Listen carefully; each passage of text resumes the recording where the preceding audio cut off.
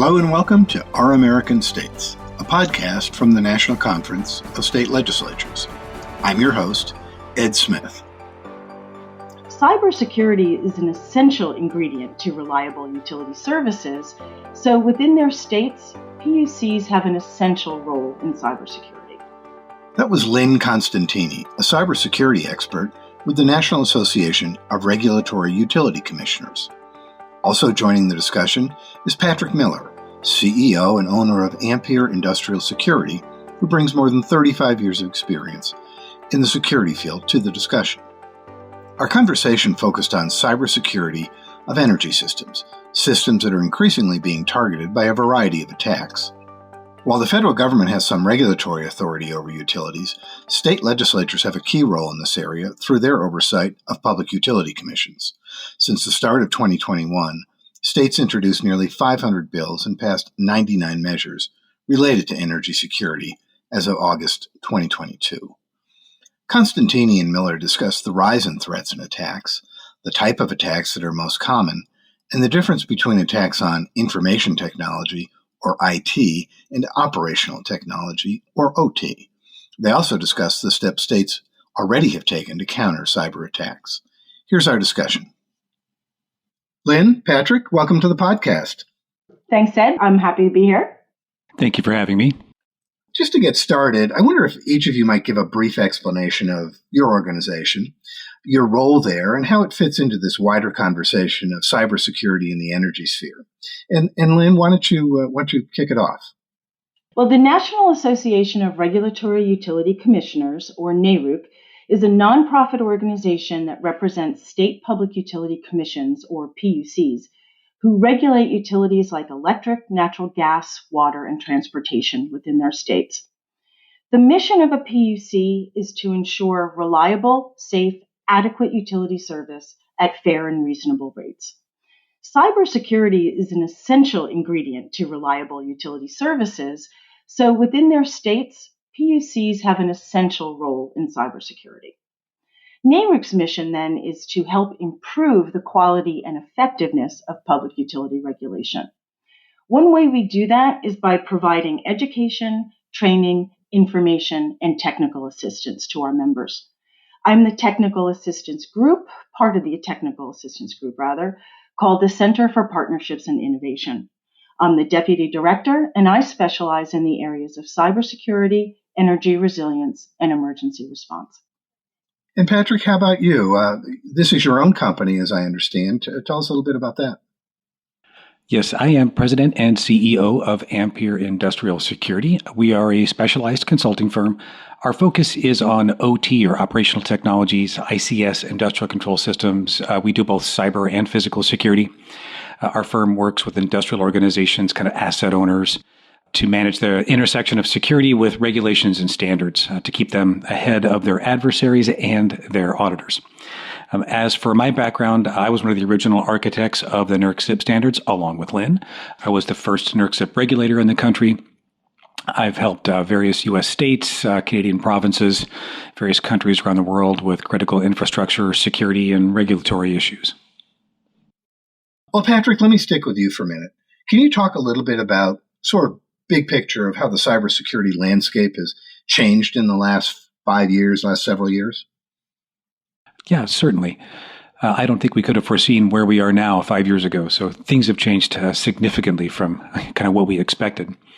I think the first of which is that infrastructure is being actively attacked. And this didn't used to be the case. It used to be that if you tried to attack someone's critical infrastructure, like their electric system or their water system or their aviation system, things like that, then there was a very real likelihood that you'd have everything from bombs or tanks or airplanes, some sort of really kinetic response, on your territory at your doorstep.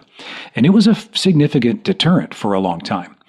And I think what really changed the picture was the multiple attacks on the Ukraine, where we did see Russia take control over their environment, actually do, in some cases, kind of irreparable damage, damaging some of their systems in a way that they had to be replaced, like they couldn't be just fixed, for example.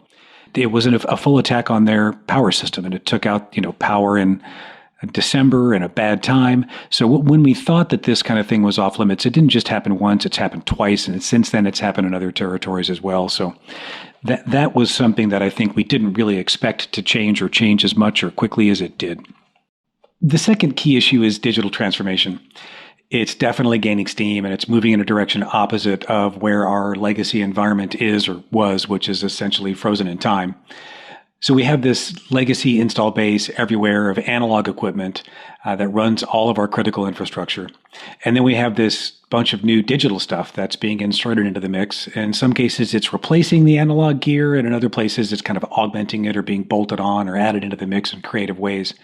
And what you end up with is kind of a divergence and dichotomy of these technologies. They're both legacy and future at the same place and the same operation, and it's challenging in many ways, not from support and other approaches. I think the last piece that is somewhat kind of along those same lines, but it's more about the technological innovation and disruption. We have everything from supply chains where quote unquote made in really just means assembled in all cases. And this goes for hardware, software, and even services. We have artificial intelligence, we have machine learning, aggregation of analytics and services, and what used to be done in one location can now be done from anywhere, everywhere. It just doesn't matter. And we have smart everything now in all the operations. So, everything from sensing and all kinds of different processes, they're all digitized. And then probably the last piece there is the concept of the scary concept, frankly, of utility or critical operations running in the cloud versus on premises. And this is just frightening for many. Well, I think for a lot of us who are not deep into this world, it's all frightening. Lynn, let me ask you that. What should concern us, those of us who are on the outside, if you will, in terms of threats to utilities? What kind of attacks keep you up at night? Oh, that's a really difficult question to answer. From my perspective, any threat really has the potential to disrupt the reliable, safe provisioning of utility services. And they're all worthy of worry. Take ransomware, for example. The threat is one of opportunity rather than a really targeted attack. Yet a successful ransomware attack can grind utility services to a halt. We saw just that in the Colonial pipeline ransomware attack just a few years ago. But as Patrick said, we know we face well-resourced, committed adversaries who are intent on harming the U.S. Critical infrastructures that rely on industrial control systems like the electric grid or pipelines are now viewed as right targets because of the impact that their loss would have on society. So particularly the threats that I worry about are those insidious attacks that can result in loss of operational integrity, that can cause systems to misoperate without the operator realizing it. I worry about systemic vulnerabilities like those deeply opaque supply chains. We saw that happen in the SolarWinds cyber attack several years ago. And then lastly, I really worry about targeted attacks against operational safety systems, where the goal is to deliberately hurt humans. And we know our adversaries are looking at all three of those types of attacks. Patrick, how about for you? Are there types of attacks that seem more likely than others? And I don't know if that varies by country or what. But. Yeah, any geopolitical situation, whether it's geographic location or political stance, whether it's right-leaning, left-leaning, whatever it might be, democracy, dictatorship, all those things come into play. Of course, I do think, though, from what I've seen on the global scale, the nation-state threats, while they are the highest impact without question, they're also the rarest in occurrence. In order to put that degree of resources into an attack, it takes very determined adversary to do a very specific thing. So those are fairly rare. Really, to be honest, the day-to-day impact of things like general or organized cybercrime is by far the widest impact to any of our systems. This, of course, is everything from like targeted phishing, business email compromise, theft of money or business identity, that kind of thing. And of course, as we mentioned, ransomware. This is the scourge of our existence at the moment. And one of the interesting challenges with ransomware is that although it is really designed to affect the IT systems, because typically ransomware doesn't run on industrial systems, they're just different kinds of computers, However, there are so many dependencies between those operational technologies and the IT environment that we end up having these indirect but really serious impacts, like spillover impacts. And we saw that with Colonial Pipeline, with their operational side being shut down as a result of the attack on the IT side. So even run-of-the-mill ransomware stuff can impact utilities' ability to operate unless they've designed things very well and done some good preparations, good separation, incident response. But these are the attacks that keep me up at night, the ones that are more commonplace and can come from anywhere, anytime, whether it's a kid in a basement or an organized crime ring. They're prolific, they're easy to get, they're inexpensive, they're easy to execute. We've got to keep those from impacting our systems.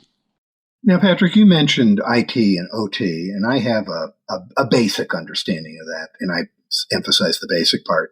Maybe you could explain that to the listeners and why it's so important in this discussion.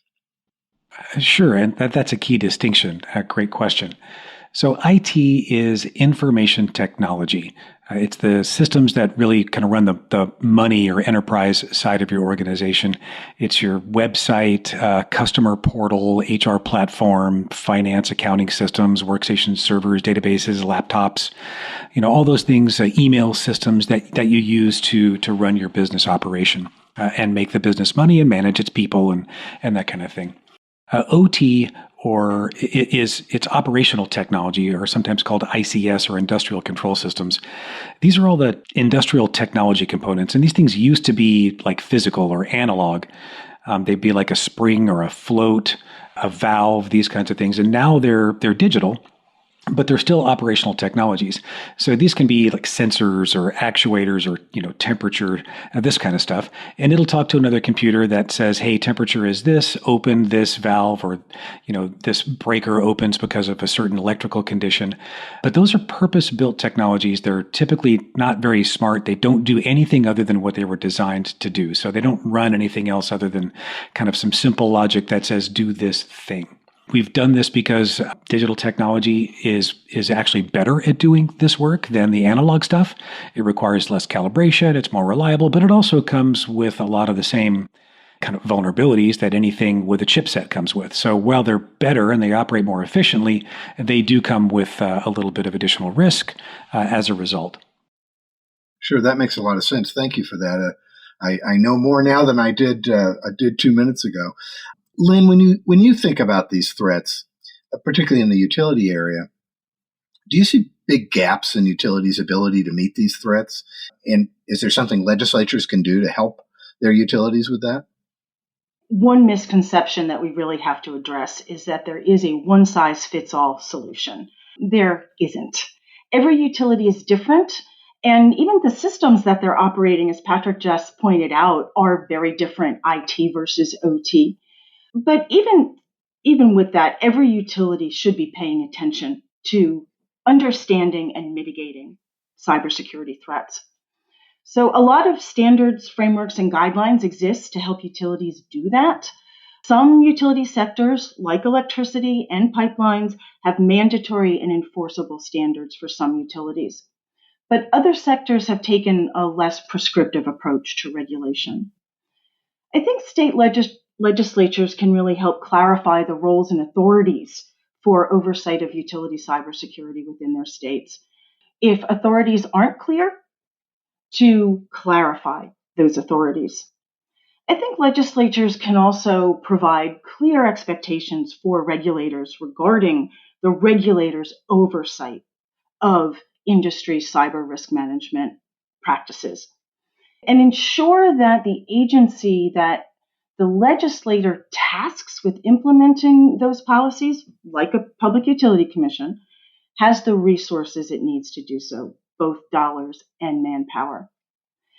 Lastly, I think it would be really helpful if legislatures have a firm understanding of the dividing line between federal and state authorities for cybersecurity in the utility space. For example, the electric sector has mandatory cybersecurity requirements, the NERC CIP standards that Patrick mentioned. These are set by the Federal Energy Regulatory Commission and enforced by the North American Electric Reliability Corporation. The CIP standards apply only to utilities considered part of the bulk electric system, 100 kV and above. That dividing line is drawn in the Federal Power Act. And that dividing line is important because it clearly places the authority and the responsibility for cybersecurity of the electric distribution system directly on a state. So for a state, it's not a nice to do or should do thing. Cybersecurity of the distribution system is a must do thing. And even so, every state does not do the same thing when it comes to cybersecurity. Some would point to that variability as a detriment or a gap, perhaps as you put it. Let me ask you this, and I'm not surprised every state doesn't do it the same way, because as long as I've been covering states, they never do anything the same way anywhere. That can be an advantage in some cases, maybe not so much in other cases. Now, let me ask you about this. As I understand it, PUC regulators cover some utilities, but not others. And I wonder if you could explain that structure and how it might affect how legislatures handle this, how they think about cybersecurity. And I guess also, does this mean that some utilities are more likely to be threatened than others? Does that play into it at all? Sure, you're absolutely right. Generally, the jurisdiction of a public utility commission extends only to public utilities, meaning investor-owned utilities. Not all utilities are IOUs. Some are owned by the municipalities that they serve, and others are owned and governed by the customers that they serve. So PUCs can order jurisdictional utilities to do things like improve cybersecurity, for example, but they cannot order munis and co-ops to do the same thing. Now, I'm speaking in generalities here. In some cases, public utility commissions do have some authority over munis and co-ops, but typically that's really not the case. So just like the divide between federal and state jurisdiction, critics argue that the differences in oversight structures within a state represent gaps or potential weaknesses within the utility ecosystem within that state. Now, I'm not going to debate that point, but I think for legislatures, I think it means they need to be cognizant of the jurisdictional boundaries, remain really informed about the potential cyber risks facing utilities within their state, and work together with their public utility commissions and others within the state to really understand how utilities are managing their cybersecurity risks. And speaking of risk profiles, if I might, I think munis and co-ops are generally small. They're typically serving relatively small populations. Again, there are some exceptions, but some are big, but the vast majority are not. Critics suggest that these smaller utilities are under-resourced and don't generally make cybersecurity a priority. But on the other hand, proponents are claiming that these utilities have a much lower risk profile and don't need to spend as much on cybersecurity. And I think both have merit, and I think this also suggests that for a state legislature or a public utility commission, we really need to appreciate those differences in the appreciation of risk. Where cyber budgets are indeed small, they should be used to really make the biggest impact, meaning buying down the biggest risks that utilities are facing within the state. Again, focusing on information, understanding what risks utilities are facing, and creating appropriate expectations within the state for how utilities are expected to manage that risk, I think is really important. So, Patrick, let me ask you, are there standard tools that utilities can use or are using to deal with these cybersecurity threats? Is there kind of a toolbox they can go to that will help them do this without having to reinvent the wheel? The short answer is yes.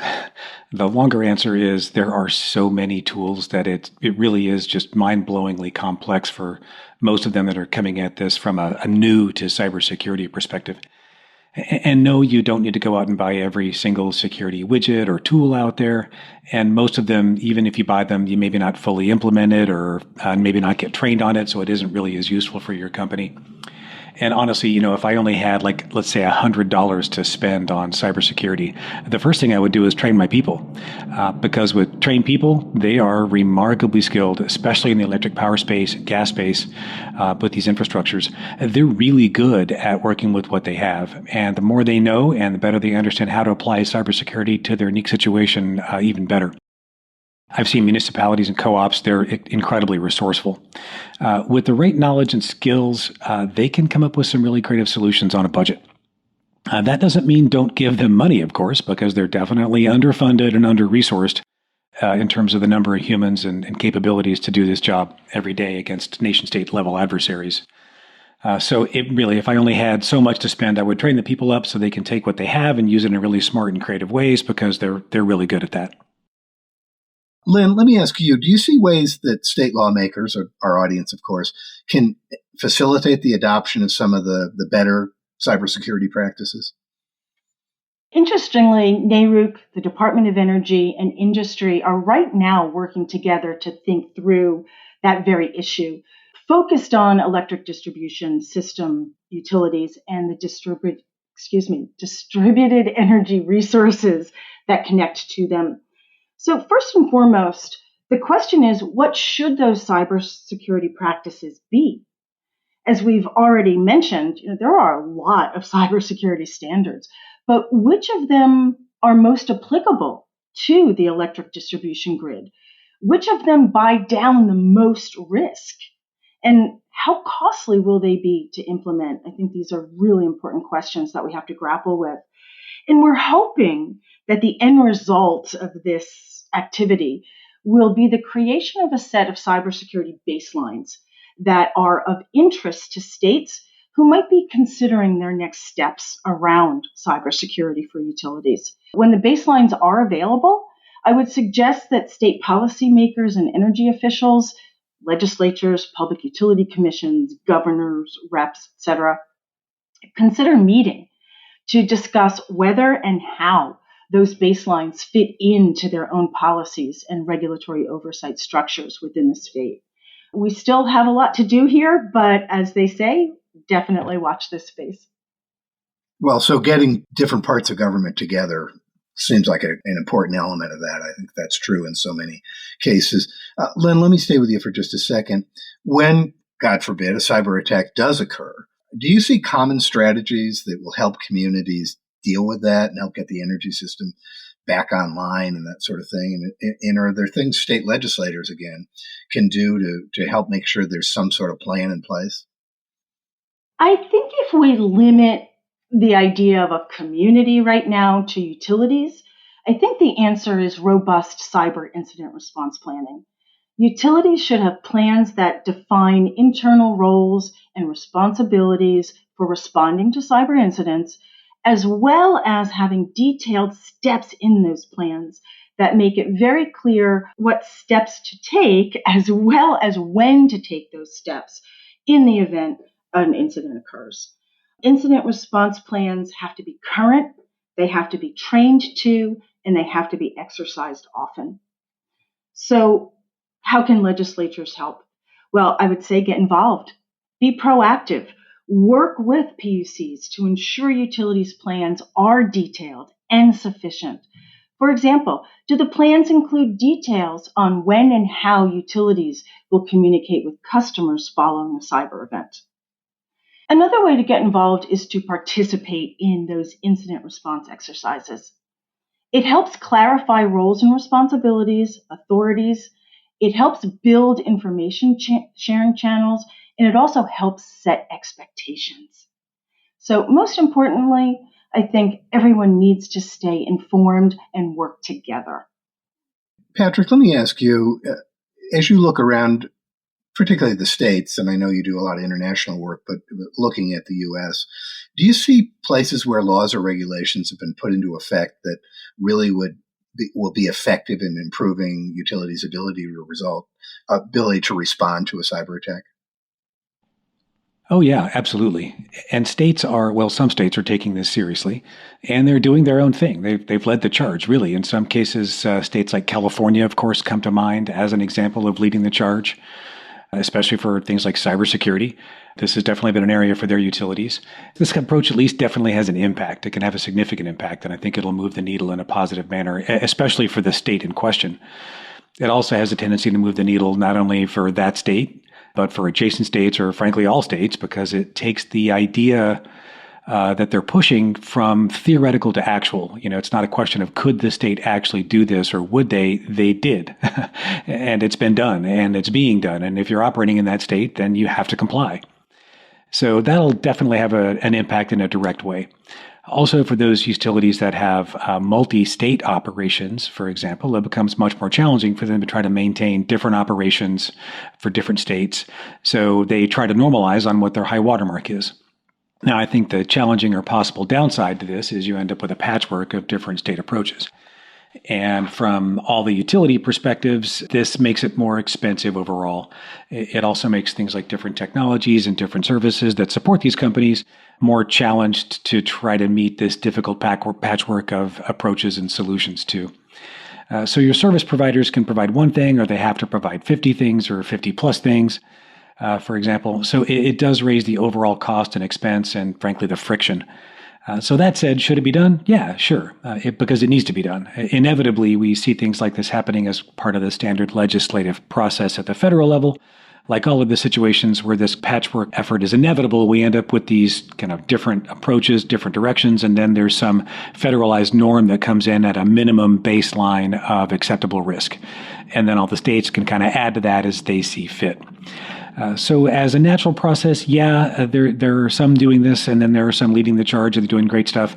And we're really kind of right now in the process of that standard curve for how these things unfold.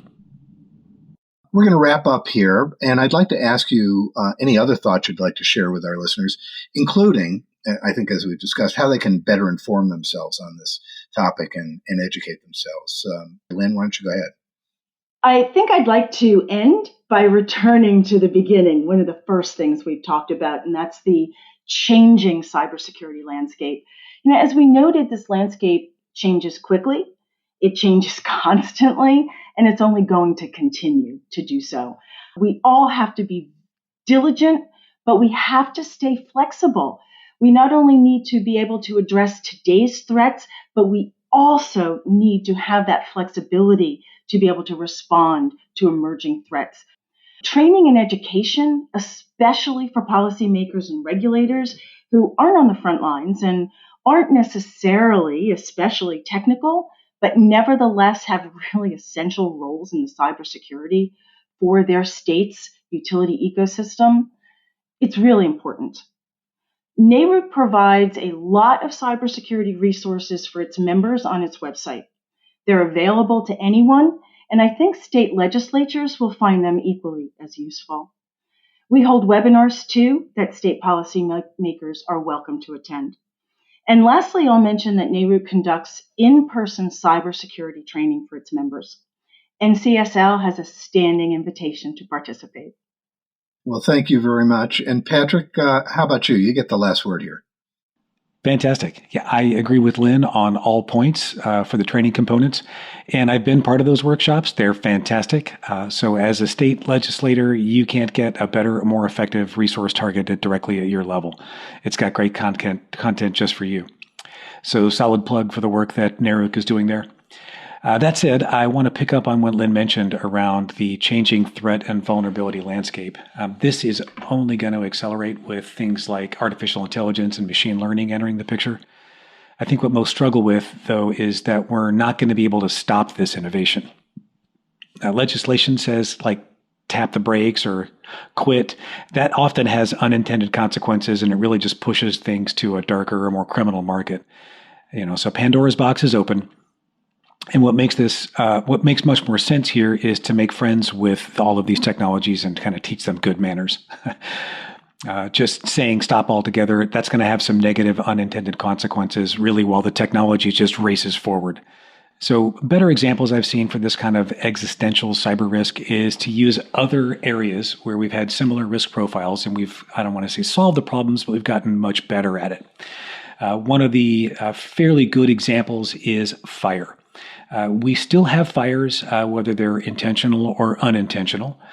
They still happen and they can still cause property damage and death. At the same time, we've minimized that down to an acceptable level. And I don't want to say that acceptable in a cruel or insensitive way, but it's at a place where it's manageable. And we've done that through things like building codes and sprinkler systems. We've used fire extinguishers, smoke detectors. We've used inspections by the fire marshal. We've got a ready and responsive fire department that's publicly funded, for example. So lots of these different approaches from different areas versus kind of one silver bullet that says like a company or an endpoint is fully responsible for this. But more, how do we build this so that in the future we've designed everything in such a way that it's much more resilient and it can operate through a problem? And that takes, some creative and smart thinking around how we design the rules for the cyber road going forward. And we need to get those things like building codes in place using approaches like cyber-informed engineering, for example. And really, before we start thinking about pinning responsibility on parties or altogether forbidding certain approaches. And we should be looking for these other examples and some successful options like fire or other areas similar to that. It can be done. And I think regulation has a key role to play here, and it'll be essential to leveling the playing field from a minimal acceptable risk, or you must be this tall to ride the ride perspective. Getting that right is going to take an educated, open, and collaborative approach. Well, I want to thank both of you. I have to say that I feel a little bit better knowing people who are as astute as the two of you are on top of this problem. And I thank you very much for taking the time. Take care. Thank you, Ed. It's been a pleasure. Yeah, thanks. I've been talking with Lynn Constantini of the National Association of Regulatory Utility Commissioners and Patrick Miller, CEO and owner of Ampere Industrial Security, about cybersecurity for energy systems. Thanks for listening. You can check out all the podcasts from the National Conference of State Legislatures by searching for NCSL Podcasts wherever you get your podcasts. Tim Story, NCSL's CEO, hosts Legislatures, The Inside Story, where he focuses on leadership and legislatures. The Our American States podcast dives into some of the most challenging public policy issues facing legislators. On Across the Aisle, host Kelly Griffin tells stories of bipartisanship. Also check out our special series, Building Democracy, on the history of legislatures.